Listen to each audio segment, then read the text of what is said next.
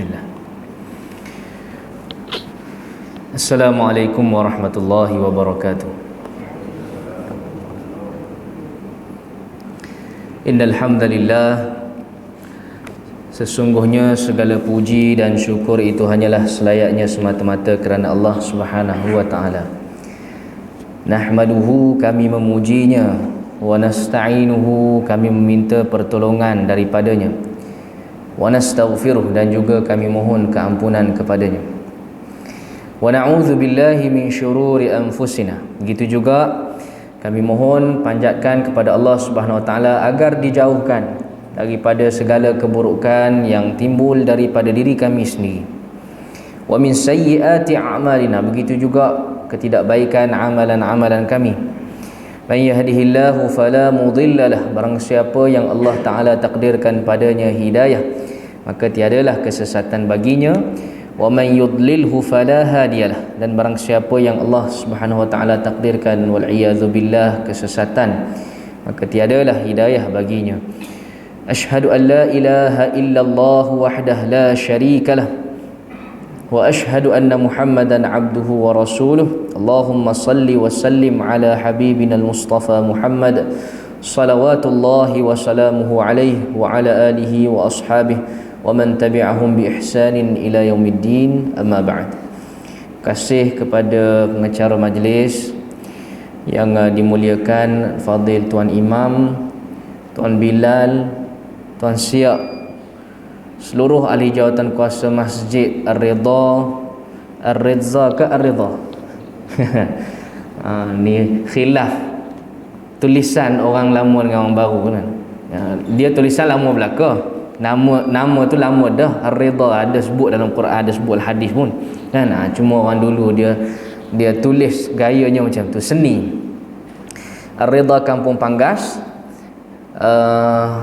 Tuan Haji Nazir, Nazir kawasan, bukan nama dia Nazir, Tuan Haji tu gelaran dia, Nazir kawasan Cuping, yang bersama dengan kita pada malam ni. Dan seluruh muslimin, jemaah dan juga muslimat, ibu-ibu, ayah-ayah, abang-abang, kakak-kakak yang hadir pada malam ni untuk satu matlamat semuanya. Alhamdulillah, Allah Ta'ala dah izinkan kita semayang berjemaah sekejap, sebentar sahaja daripada tadi kan. Tak putus daripada subuh tadi, zuhur, asar, maghrib pun kita dah semayang jemaah, alhamdulillah. Dan duduknya seketika kita di sini semata-mata nak menunduk dan juga nak mematuhi saranan Rasulullah sallallahu alaihi wasallam. Kan, Rasulullah bila mana ada sahaja waktu kelapangan di antara dua solat, menjadi satu kebiasaan baginda untuk mengisi masa tersebut dengan ruang-ruang keilmuan. Ni tak, yang diceritakan oleh para sahabat, bila mana selesai sahaja Rasulullah daripada solat, Rasulullah akan pusing daripada kedudukan dia menghadap kiblat, pusing terus menghadap kepada jemaah. Kalau kita 180 darjah lah kan. Kalau 360 tu pusing pergi depan balik tak. 180 daripada depan pusing pergi ke belakang. Sebab apa? Pertamanya, dalam masa yang sama Rasulullah sampaikan wahyu.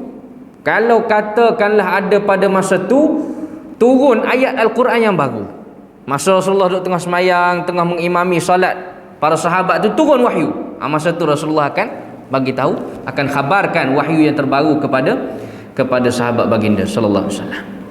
Dan masa-masa yang lainnya Rasulullah ada juga yang dikhabarkan oleh para sahabat ridwanullahi alaihim ajma'in, dan Rasulullah duduk bersandar sekejap di mihrab, dan sahabat-sahabat datang kepada Rasulullah bertanya tentang kemusykilan agama, dan Rasulullah hadirkan majlis ilmu seperti mana yang kita duduk sekarang ni, alhamdulillah.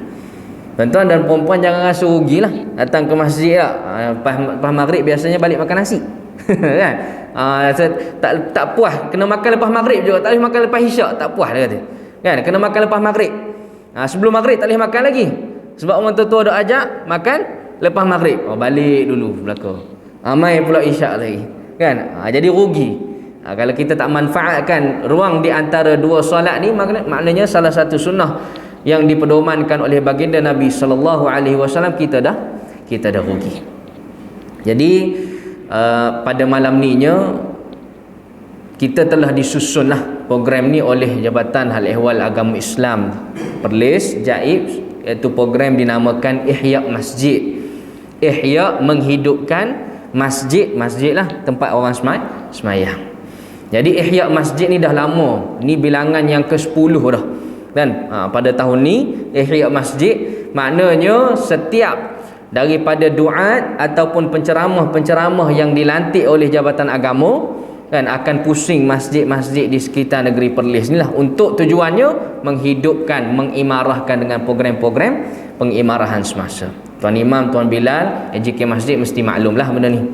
Cumanya tuan-tuan, sebelum kita masuk kepada pengajian pada malam ni, saya nak ambil masa dalam lebih kurang 5 minit macam tu lah, lebih kurang ataupun kurang lagi, untuk saya sampaikan pesanan daripada pihak Jabatan Agama Islam, pihak berkuasa agama kita di negeri Perlis, wakil kepada Duli Yang Maha Mulia, Duli Yang Teramat Mulia Tuanku lah, dalam urusan agama kita.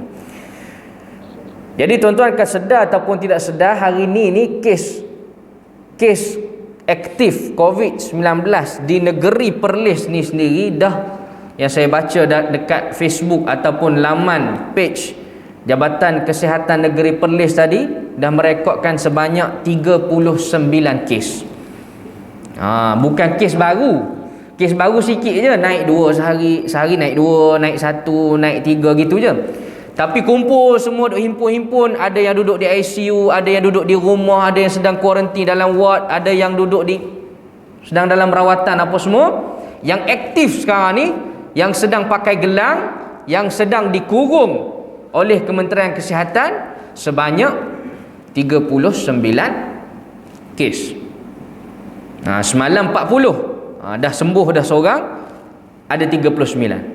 2 hari lepas 39 dah. Semalam naik seorang 40. Lepas tu hari ni dah sembuh dah seorang, tu 39 balik. Dia tak lari jauh. Kan? Jadi bila 39 tuan-tuan, kan? Dia kalau ikut dia punya julat tu, kalau naik 39, naik ke 39, 40 sampai ke 40, dia zon jingga. Zon warna oranye. Kan? Kalau dalam kerajaan tu warna oranye ni dia duduk dia tak duduk di atas, dia warna merah ke atas sekarang ni. Contohlah kan. Zon merah tu di atas, bahaya. Zon oranye tu dia tidak menonjol sangat. Tapi kalau takdirlah naik 41 esok, wallahu taala a'la wa alam, wal iyadu billah, kita minta jauh pada Allah Taala, kita dah berubah satu negeri ni jadi zon merah. Hak ni kena beringat.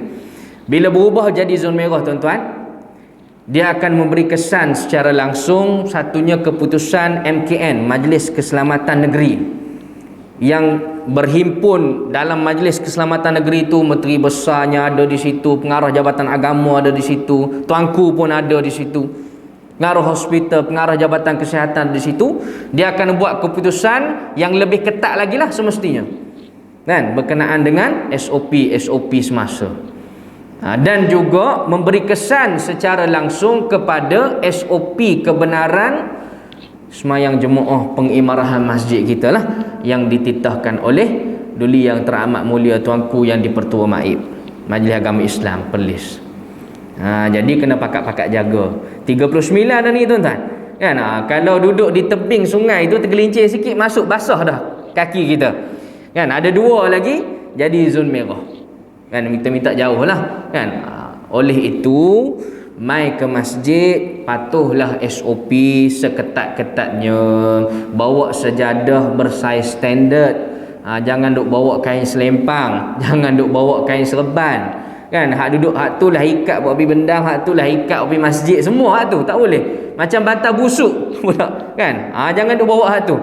Sebab keberkesanan dia, kan, chances ataupun kita kata kebarangkalian untuk merebaknya penyakit yang ada pada badan, kuman yang ada pada badan kita ni, kalau kita tak gunakan sejadah bersaiz standard, maka dia akan lebih tinggi lagi. Kita gunakan kain selempang, kita hanya tutup sekadar tempat sujud sahaja, tangan kita tidak, lutut kita tidak, kaki tidak, kan? Bawa sejadah bersaiz standard, tu yang pertama. Yang kedua, mana-mana anak qaryah yang ada terlibat dengan merentas negeri, ni kena imam kena jaga. Pengurusi masjid kena jaga. AJK masjid kena peringat selalu. Kan? Anak qaryah kita mungkin ada yang kita kata apa? Weekend husband ataupun suami-suami yang balik minggu ni. Kan? Anak-anak yang balik minggu, mak ayah yang balik minggu. Kan? Hati tu duk kata duk nak pergi juga masjid, rindu sangat ke masjid. Masjid di Perlis sahaja buka, negeri lain tak buka, tempat aku kerja tak buka, dia kata. Tahan dulu sekejap. Kan? Sabar dulu sekejap. Kan?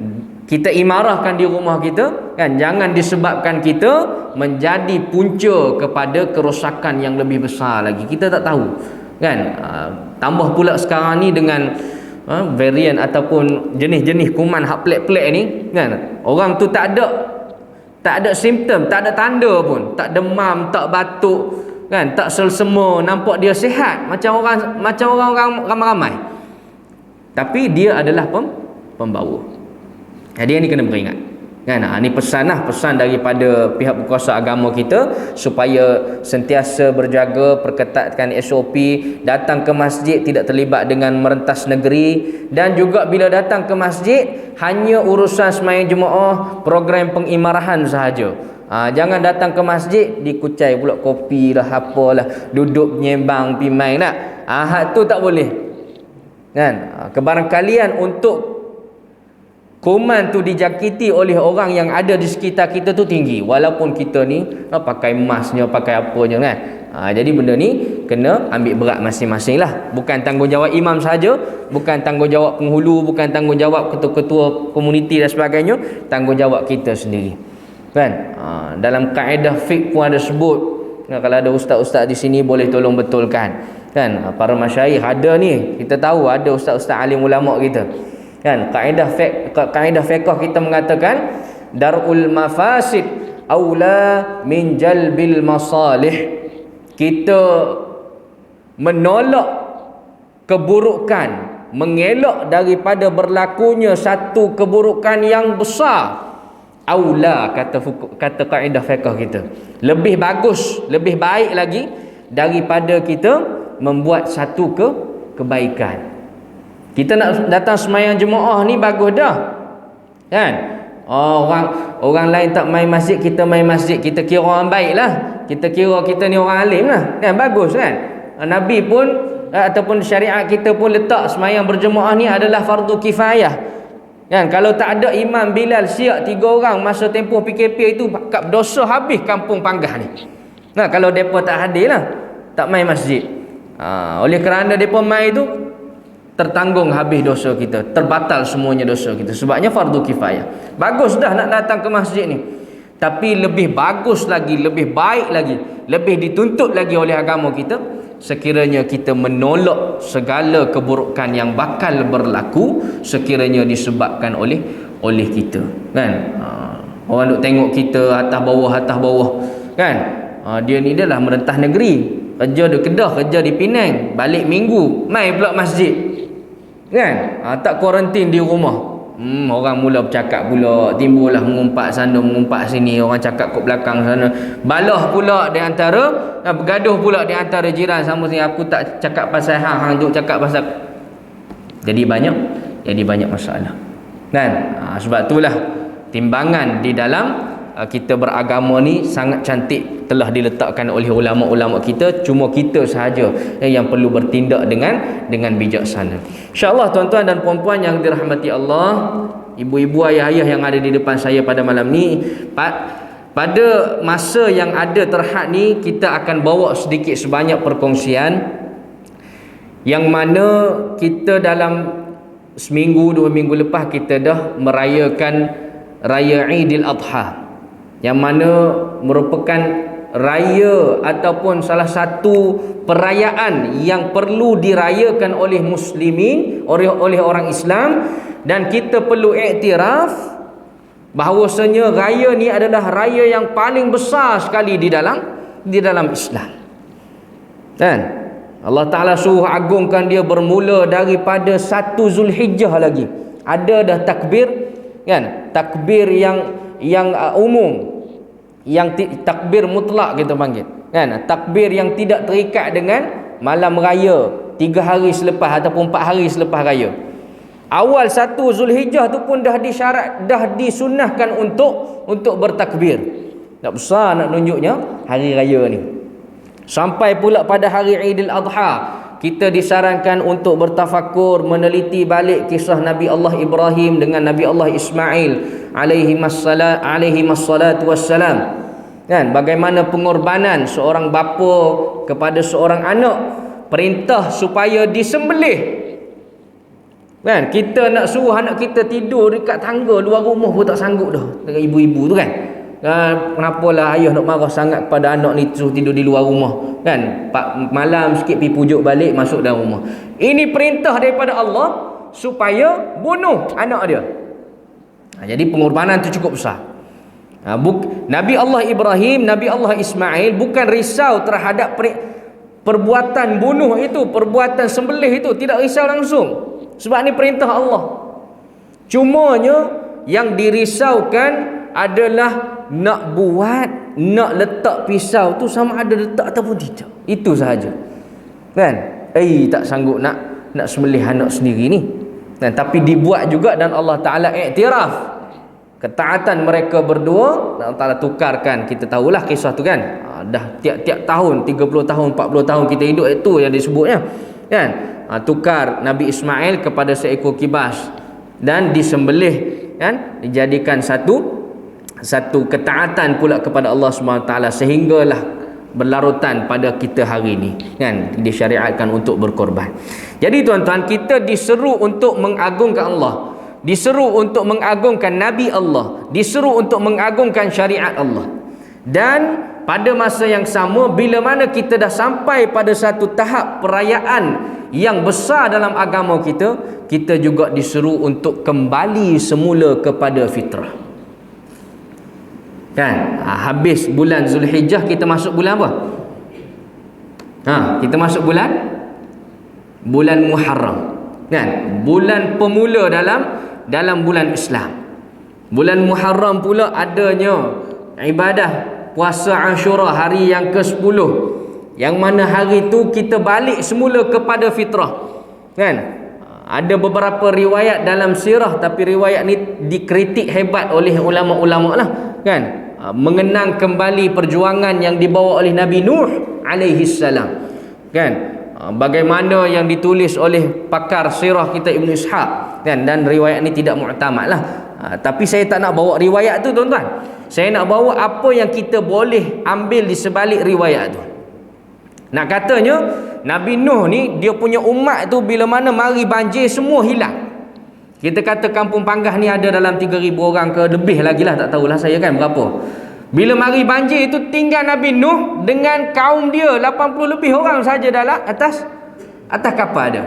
Hak lain semua hilang. Kembali balik kepada fitrah asal. Mereka mengembang biakkan balik, kan, umat-umat yang beriman pada Allah Subhanahu Wa Taala. Jadi bila mana kita nak ambil satu nilai untuk kembali semula kepada fitrah, saya nak sebut satu hadis di malam ni. Ni masuk poin dia tuan-tuan. Hadis yang telah disampaikan oleh Sayyidina Abdullah bin Mas'ud radhiyallahu anhu, yang mana hadis ni diriwayatkan oleh dicatat oleh Al-Imam Al-Bukhari dan juga Muslim. Hadis berkenaan dengan atwaru khalqil insan, kitaran kejadian manusia. Kita dah tinggi dah sebelum ni, raya kan besar. Balik kepada bulan Muharram, tak berapa lama lagi nak masuk ni, nak kembali balik kepada fitrah kejadian. Kita tengok sedikit bagaimana asal usul kejadian kita. Dan kita kaji juga dalam hadis ni, ya, berkenaan dengan qada qadar Allah Subhanahu Wa Taala. Baik, kita baca hadis sikit, mudah-mudahan ada pahalanya, ada keberkatan daripada hadis yang nak dibawa malam-malam ni, insya-Allah. An Abdullah bin Mas'ud, kata periwayat hadis ni, iaitu pencatat Al-Bukhari dan juga Muslim, daripada Abdullah bin Mas'ud radhiyallahu anhu. Abdullah bin Mas'ud ni tuan-tuan, dia adalah orang ataupun seorang sahabat yang antara sahabat yang rapat dengan Nabi sallallahu alaihi wasallam. Nabi pergi masjid, Abdullah bin Mas'ud sediakan kasut dia, kasut Nabi. Nabi nak berwuduk, Abdullah bin Mas'ud tolong tadah air untuk Nabi. Nabi bermusafir, Abdullah bin Mas'ud tolong sediakan binatang tunggangan untuk Nabi SAW. Dia lebih kurang dengan seorang lagi sahabat, namanya Abdullah bin Umar radhiyallahu anhu, anak Sayyidina Umar. Abdullah bin Umar ni lagi hebat, bayang kepada Rasulullah. Kata sahabat, kalaulah Nabi ni dah mati, Nabi tak ada, Nabi wafat sallallahu alaihi wasallam, kamu nak tengok bayang Nabi, tengok Abdullah bin Umar.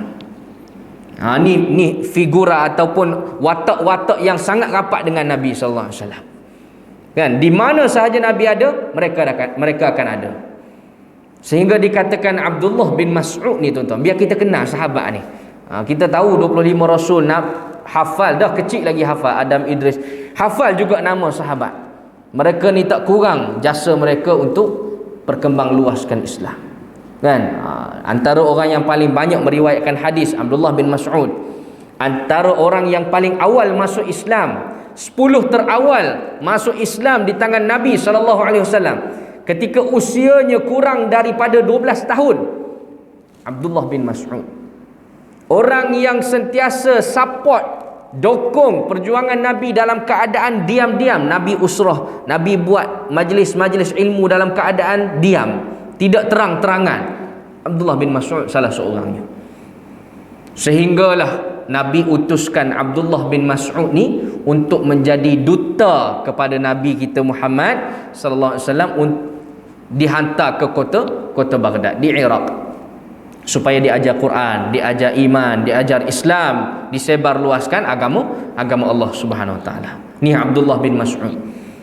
Kan, beberapa siri peperangan dia menyertai Nabi sallallahu alaihi wasallam. Banyak dia bersama dengan Nabi yang tak perlu kita sebutlah. Kan, benda-benda tu tuan-tuan boleh baca, banyak bacaan umum berkenaan dengan Abdullah bin Mas'ud. Baik, dan dia juga salah seorang sahabat yang dijanjikan oleh Allah akan syurga. Kan, 10 orang al-asharah, 10 orang al-mubasysyirin bil jannah, yang dikhabarkan berita gembira oleh Rasulullah kepada 10 orang ni bahawasanya mereka dijanjikan syurga. Kan? Tak ada dosa ke? Ada. Tak ada benda salah? Ada. Tapi Allah Ta'ala hapuskan, Allah Ta'ala ringankan kesalahan tersebut, dan Allah Ta'ala bagi satu highway ke syurga. 10 orang ni, di antara salah seorangnya Abdullah bin Mas'ud. Qala, beliau berkata, haddatsana Rasulullah sallallahu alaihi wasallam, telah memberitahu kepada kami, telah berkata kepada kami oleh Rasulullah sallallahu alaihi wasallam, wa huwa as-sadiqul masduq. Dan Rasulullah ni disifatkan oleh Abdullah bin Mas'ud sejak kecil lagi dia duduk dengan Rasulullah, as-sadiq, orang yang sentiasa bercakap benar, orang yang sentiasa baik, yang tidak ada ditohmah dengan perkara yang tidak baik. Ni Nabi SAW. Berjuruhlah dia ni, orang Kelantan kata. Kan? Pijak semut tak mati, Nabi SAW. Semua baik berkumpul di atas batang tubuh Nabi kita Muhammad SAW.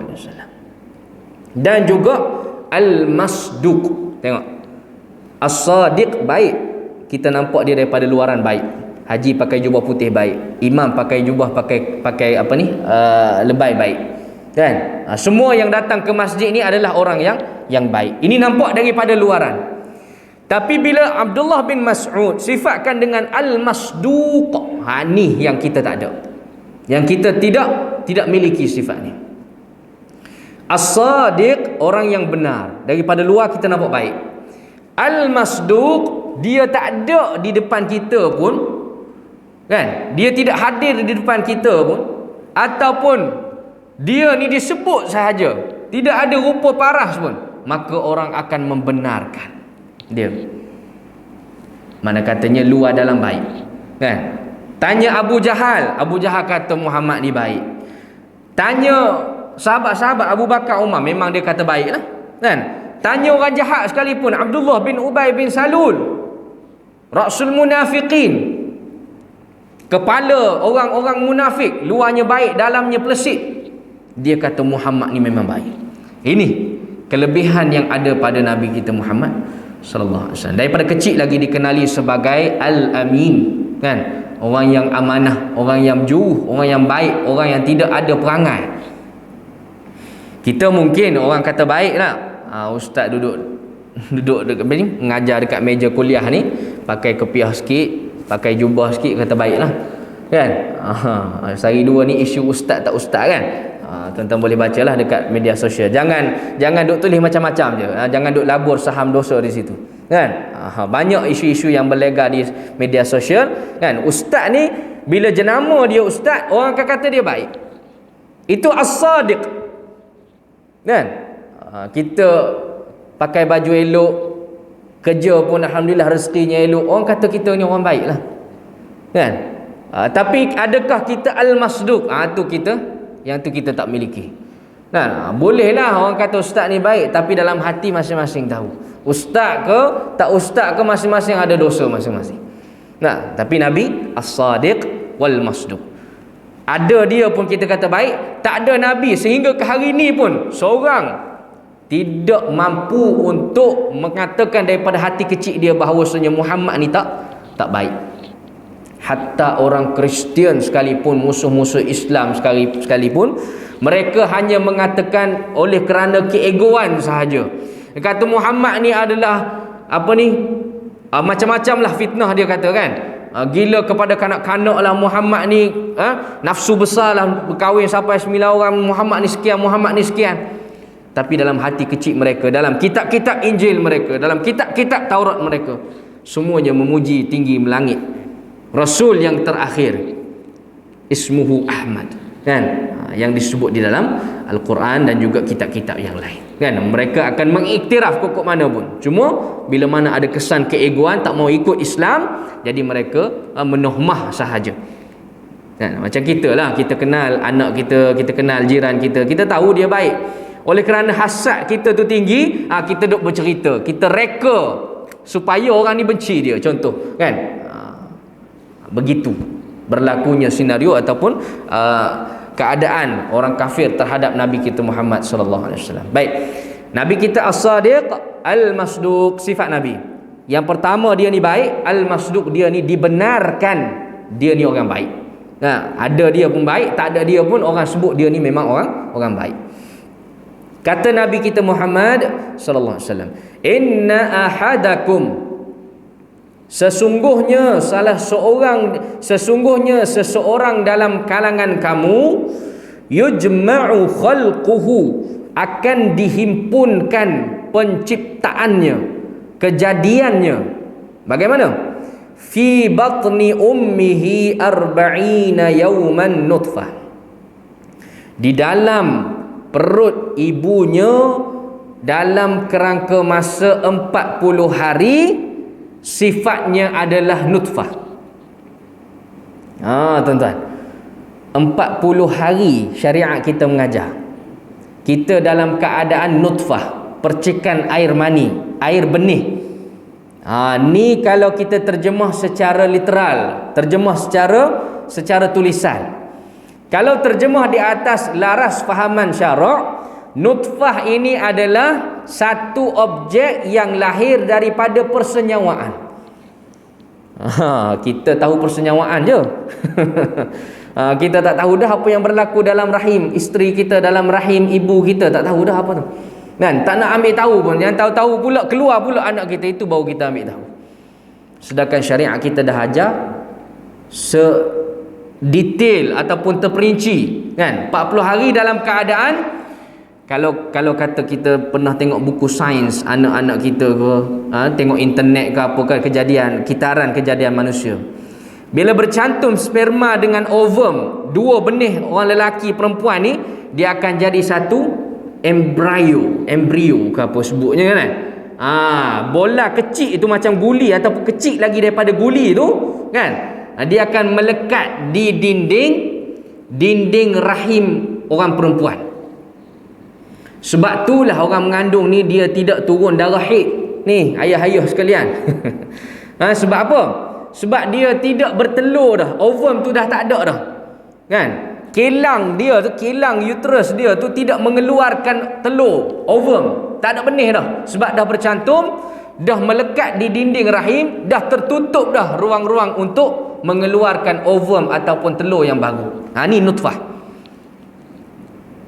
Sebab apa kita sebut detail macam tu tuan-tuan? Kita sebut terperinci begitu. Sebab dia ada kaitan dengan hukum fiqh. Kan? Kita baca hadis kena pandai tengok angle ataupun cari sudut-sudut fiqh kita. Bila Nabi sebut 40 hari dalam keadaan embryo tadi sebutlah macam mana tuan-tuan, kan?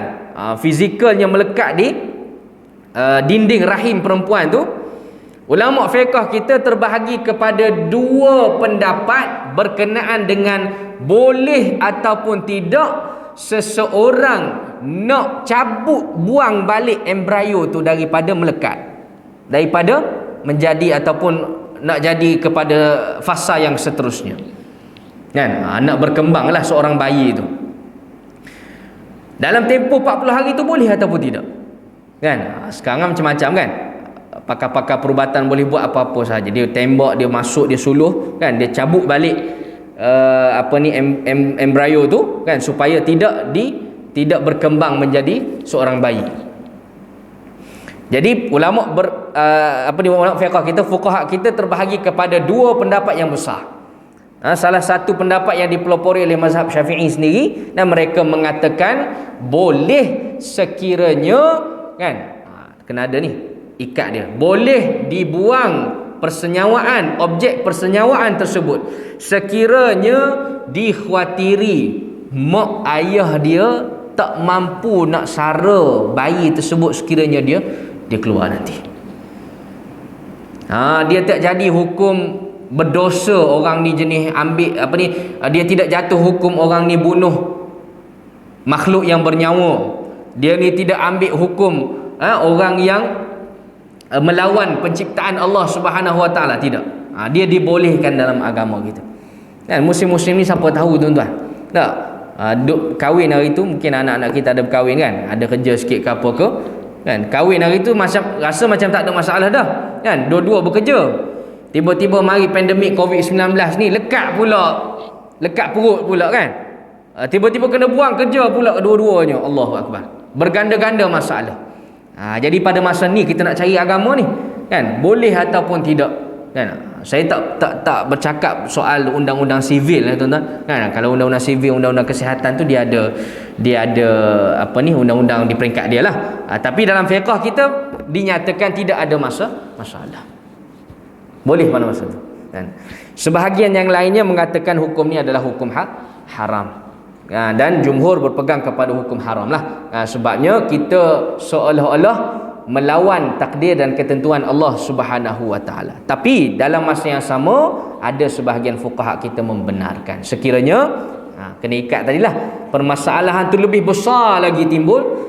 Kalau dia duk tahan juga kandungan dia, lahir anak tu pula jadi fitnah, tidak boleh nak jaga, terpaksa diserahkan kepada badan-badan berautoriti, terpaksa diserahkan kepada keluarga lain.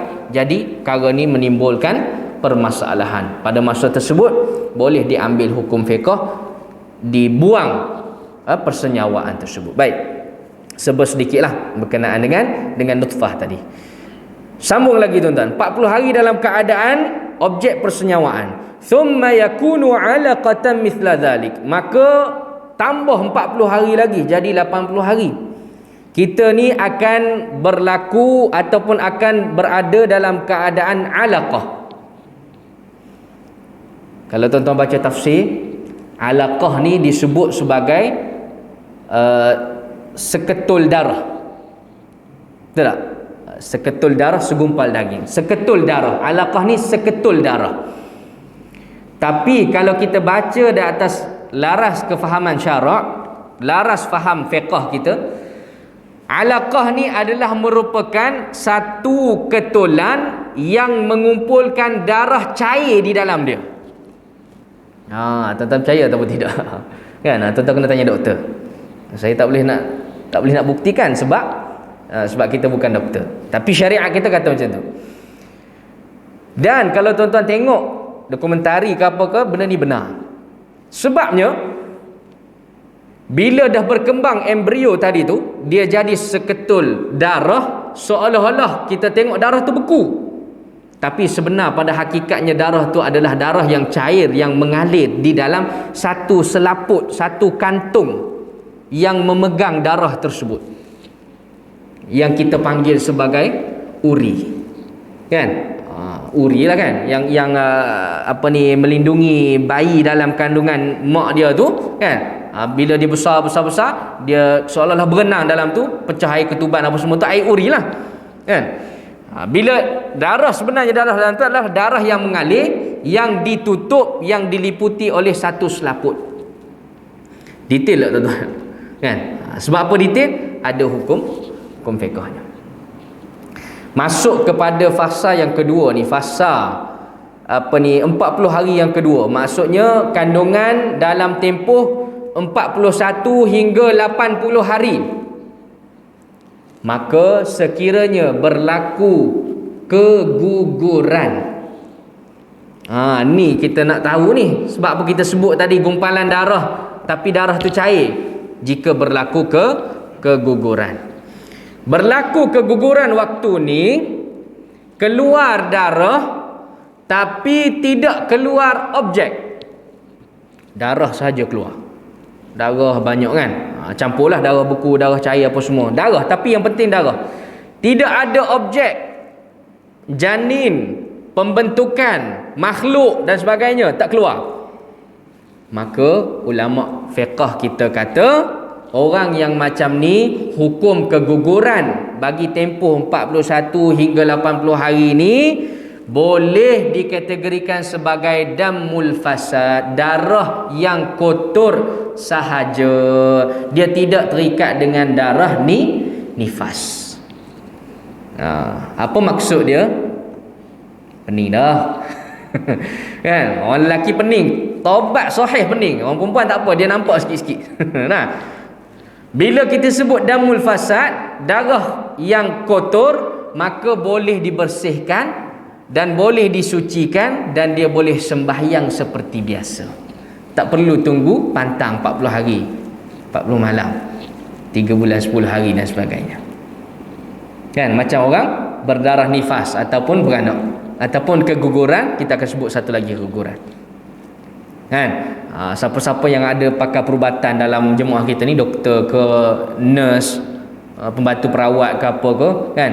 Pembantu perubatan MA, dresser ke apa, dia boleh tolong nasihatkan lah, kan? Kalau kata puan, darah yang keluar ni, gugur ni, tidak ada objek. Objek ni maksudnya tuan-tuan, janin yang dah terbentuk. Kalau tak ada bentuk lagi daripada 41 hingga 80 hari ni, puan basuhlah tempat keluar darah tu, sucikan diri, dan puan boleh semayang seperti biasa.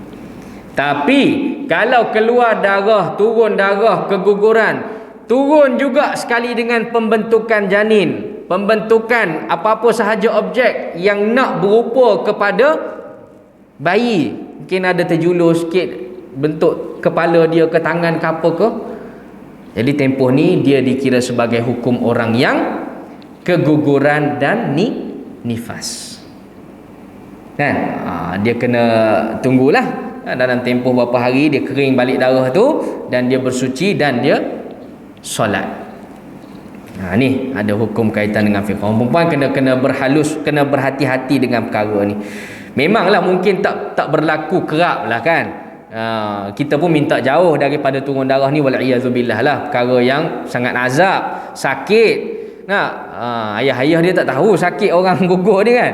Dia duk kira beranak tu je sakit, padahal gugur pun sama sakit je, betul tak mak-mak di belakang sana? Kan, gugur ni sama je sakit dia dengan beranak. Kan, yang turun darah banyak tu melemahkan fizikal orang perempuan. Kan, cumanya bila mana dia gugur turun darah tanpa ada janin, maka dia boleh semayang. Tak larat ustaz, sakit pinggang, sakit tu, sakit ni, semayanglah dengan apa cara sekalipun. Duduk pun boleh, baring pun boleh, isyarat pun tak ada masalah. Asas sembahyang. Nah, ni hukum fiqh. Nampak seperti luar biasa, tapi ada disebut dalam syarak kita. Baik. Masuk kepada fasa yang ketiga, thumma yakunu mudghatan mithla dhalik, selepas daripada ketulan darah itu maka akan menjadilah segumpal daging. Yang ni sahih dah, maknanya 40, 80, hari yang ke-81 sehingga ke 120 hari kan. Berapa bulan tuan-tuan? 120 hari berapa bulan? 4 bulan kan. Daripada hari yang ke-80 sehingga 81 hingga ke hari yang ke-120, kalau keguguran nampak ke tak nampak janin, maka di sini hukumnya hukum ni nifas. Boleh jadi tak nampak kan, sebab darah terlalu banyak tercampur dengan darah darah beku tak bekunya kan, tak nampak pula kesan janin tadi. Walhal benda tu dah ada pada laras kefahaman syariat kita. Dia ni memang sahih dah hukumnya, darah ni nifas kan. Kena tahanlah diri dia daripada semayang sehinggalah kering darah tersebut. Kita perlakukan diri dia seperti mana orang yang nifas. Thumma, baik, tamat 120, 121 dan seterusnya, yursalu ilaihil malak. Allah Ta'ala akan hantar kepada kita lah, kepada seseorang janin tersebut. Allah Ta'ala akan hantar satu malaikat kepadanya khusus. Yang ini bukan malaikat Jibril, bukan malaikat Mikail, bukan malaikat Israfil. Ini malaikat khusus untuk buat kerja ni sahaja. Fayanfukhu fihi ruh, maka pada masa tersebut malaikat itu meniupkan ruh pada janin tadi kan.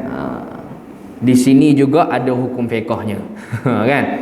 Mana kalau kata seorang tu dia duk rasa ataupun dia memang yakin bahawasanya kandungan dia tak selamat, kandungan dia ni boleh, kalau dikekalkan lagi boleh bawa fitnah pula selepas daripada ni, dia tak boleh nak bela anak dia, daripada hari pertama hingga ke hari 120 masih boleh lagi dipertimbangkan untuk dipecahkan benih tersebut supaya tidak diberanak. Tapi masuk hari yang ke-121, bila roh dah ditiupkan, kita dikira sebagai pembunuh. Dia masuk hukum fiqh lain pula lah kan. Dia hukum qisasnya, hukum harta pewarisannya.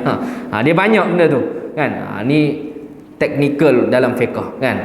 Cuma saya sebut secara umum pada tuan-tuan supaya tuan-tuan tahu kenapa 120. Syarak kita dah tetapkan, syariat kita dah tetapkan 120 boleh lagi, ada lagi pertimbangan dia. Hakim boleh lagi meletakkan dia ni tidak dalam hukum jenayah, tapi masuk hari yang ke-121 dah sahih dah dia ni hukum jenayah. Dia dah menumpahkan darah seorang yang dah bernyawa. Ni hukum syariat lah kalau diperbahaskan dalam mahkamah syariah. Kalau mahkamah sivil tak tahulah macam mana kan perbahasan dia. Baik, pada 120 hari ni kita ditiupkan roh, dan bukan sekadar terhenti di situ sahaja kerja malaikat tadi. Wa yu'maru bi arba'i kalimat, dan Allah Ta'ala perintahkan supaya malaikat tersebut, dan Allah Ta'ala wakilkan kepada malaikat tersebut 4 urusan untuk dia tetapkan. 4 ketetapan. Yang pertama, bikatbi rizqihi, pada masa itulah malaikat akan tulis rezeki, punca pendapatan, hidup bahagia sengsara yang bakal kita lalui di atas dunia sehinggalah kita jumpa balik Allah SWT di padang mahsyar kelak. Allah Ta'ala tulis belaka dah pada masa itu. Ni potongan ni tuan-tuan. Ni sehingga ke seterusnya ni dia membicarakan berkenaan dengan qada qadar Allah Subhanahu Wa Taala. Tadi berkenaan asal usul kejadian kita, fitrah kejadian manusia. Ni masuk pula kepada qada qadar. Tambah sikit masa lagi. Syok kau ini 8. Ada masa lagi kan? Tapi kita kena berhenti sebelum daripada azan lah. Baik. Pada masa tu malaikat dah tulis catatan rezeki kita. Kamu ni Muhammad, Ahmad, Ali, Saleh, kamu ni dah Allah Ta'ala dah tetap dah. Rezeki yang kamu dapat ni contoh 100 ribu. 100 ribu ni sahaja yang kamu boleh manfaat atas muka bumi. Yang kedua, ketetapan ajalih. Kamu mat, kamu leh, kamu Abang Ramli boleh hidup sehingga 60 tahun, 73 tahun, 84 tahun. Itu sahaja atas muka bumi. Dan kamu akan mati dengan cara macam mana? Mengejut ataupun tidak, husnul khatimah ataupun tidak, dibangkitkan oleh Allah SWT dalam keadaan beriman ataupun tidak, semua dah Allah Ta'ala kacip stapler siap-siap pada masa tu, kan? Wa amalih, dan juga tingkah laku dia, amalan-amalan dia. Dan yang keempat, wa syaqiyun aw sa'id, dan juga kecelakaan dan kegembiraan yang bakal dikecapi oleh dia. Ini kehidupan selepas daripada kematian lah. Sama ada kita dibangkitkan dalam keadaan orang yang beriman ataupun kita dibangkitkan wal'iyadzubillah dalam keadaan yang sebaliknya. Semua dah Allah Ta'ala tulis belaka dah. Seawal usia kita 120 hari di dalam kandungan ibu kita. Sini timbul pula persoalan, Ustaz. Kalau begitu, buat apa kita nak beramal? Buat apa kita nak bersungguh sangat cari rezeki? Buat apa nak bersungguh sangat buat baik dengan orang? Dah Allah Ta'ala tetap belaka dah. Macam mana tuan-tuan nak jawab agak-agaknya? Kan? Bukan tak ada soalan ni, ada kan? Pernah jumpa tambah anak-anak kita yang duduk universiti, duduk di belah Lembah Kelang ke mana ke, kan? Banyak orang-orang etis, orang-orang yang mencabar idea, yang tak perlu fikir mereka fikir. Tapi kita kena berhadapan nak menjawab kesamaran-kesamaran yang berlaku dalam agama. Tuan-tuan dan puan-puan, mak-mak, ayah-ayah yang dihormati sekalian, dalam ilmu qada qadar ni tuan-tuan kena faham dulu, tuan kena beza dulu. Apa itu qada, apa itu qadar? Qada qadar, kita ambil qada dulu. Qada adalah keizinan Allah untuk berlakunya sesuatu ketentuan. Qadar, perancangan Allah. Mudahnya begitulah, kan? Allah Ta'ala rancang, mat, kamu hidup 60 tahun. Dan daripada umur dia sehari sehingga 60 tahun, maka Allah Ta'ala qadakkan qadar yang telah dia rancang tadi. Allah Ta'ala izinkan berlaku perancangan tersebut. Qadak ataupun qadar ni tuan-tuan, dia terbahagi kepada dua. Qadar yang pertama namanya qadar mubram. Ingat tuan, qadar mubram, kan? Qadar mubram. Satu lagi nama dia qadar mu'allaq, mim ain lam qaf. Qadar masuk waktu ni 9 lagi. Okey, kalau masuk waktu kita bagi alu azan dulu lah. Okey, qadar mubram, qadar mu'allaq. Qadar mubram, qadar umum, yang mana Allah Ta'ala tetapkan hari ke-120 tu, kan? Mati 63 tahun, rezeki banyak ni kamu dapat, amalan kamu baik, kamu akan dihidupkan semula ni dalam keadaan beriman ataupun tidak. Itu mubram. Tapi kita ada lagi satu qadar, iaitu qadar mu'allaq. Yang ini qadar yang diikat dengan kehendak dan juga pilihan kita sendiri. Allah Ta'ala jadikan belah kanan, Allah Ta'ala jadikan perkara baik, maka kalau kamu turut, patuh dan juga taat kepada Allah Ta'ala, Allah Ta'ala akan izinkan.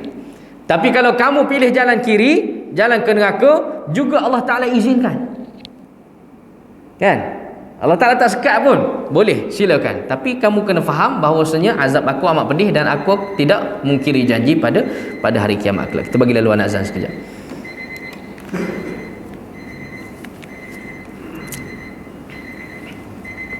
Bismillah.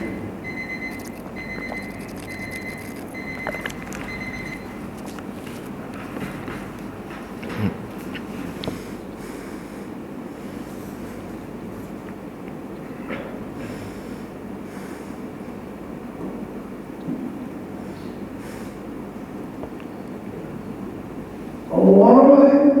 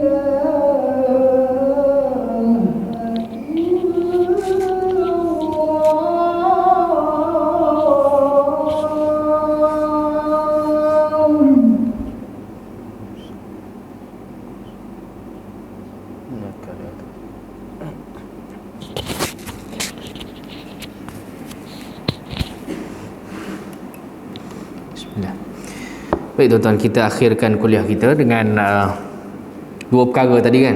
InsyaAllah saya ambil dalam 2 minit insyaAllah. Itu kita semayang terus.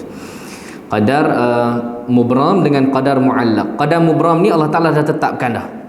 Kan? Yang tu memang tidak boleh dinafikan. Memang kita akan hidup banyak ni, kita akan dapat rezeki banyak ni, hidup kita macam ni macam ni. Tapi kita ada satu lagi ketentuan Allah, iaitu dinamakan qadar mu'allaq. Allah Ta'ala juga tidak menolak ke barang kalian untuk diubah qadar yang telah ditetapkan pada awalnya. Contoh, kalau kita hidup atas dunia ni, kita selalu patuh, taat, duk pilih jalan ketaatan pada Allah. Kan? Macam satu hadis Nabi SAW, siapa yang berkeinginan untuk dipanjangkan umur dan diluaskan rezekinya, maka dia menyambung silaturahim. Kalau kita duk sambung silaturahim, berbaik dengan orang, Allah Ta'ala akan panjangkan umur kita, Allah Ta'ala akan berkatkan rezeki kita. Kan? Begitu juga kalau kita selalu bersedekah. Kan? Allah Ta'ala tetap dah, kamu ni akan dapat 100,000 contoh. Hidup kamu ni 100,000 sahaja.